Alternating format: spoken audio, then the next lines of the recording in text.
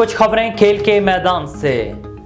2022 میں قطر میں ہونے والے FIFA football world cup کی ٹرافی اٹھانے کے بعد ارجنٹائن کے star footballer Lionel Messi نے ایک اور اعزاز اپنے نام کر لیا۔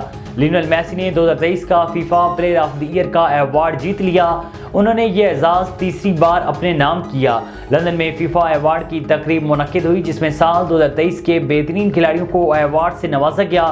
Means footballer of the year کی کیٹیگری میں فرانس کے امبابے، ناروے کے ایرلنگ ہالینڈ اور ارجنٹائن کے لیونل میسی کے مابین سخت مقابلہ تھا، تاہم میسی نے حریفوں کو پیچھے چھوڑتے ہوئے سال کے بہترین فٹ بالر کا ایوارڈ اپنے نام کر لیا۔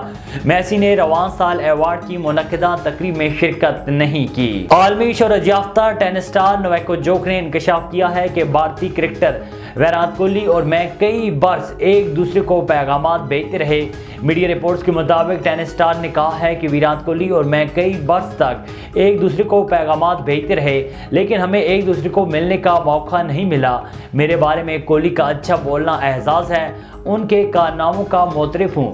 نوواک جوکووچ نے مزید کہا ہے کہ میں نے بھی کرکٹ کھیلنی شروع کر دی، لیکن میں ابھی اس میں اچھا نہیں ہوں۔ جب میں بھارت جاؤں گا تو اس سے پہلے کرکٹ میں اپنی مہارت کو بہتر کروں گا تاکہ میں خود کو شرمندہ نہ کروں۔ سندھ پریمیئر لیگ میں پاکستان کرکٹ کے بڑے نام شامل ہو گئے۔ پاکستان کرکٹ ٹیم کے سابق کپتان شاہد خان افریدی ٹیم بے نظیر آباد کا حصہ بن گئے، جبکہ سنگھ کے سلطان وسیم اکرم حیدرآباد بہادرز کے صدر اور مصباح الحق ہیڈ کوچ ہوں گے۔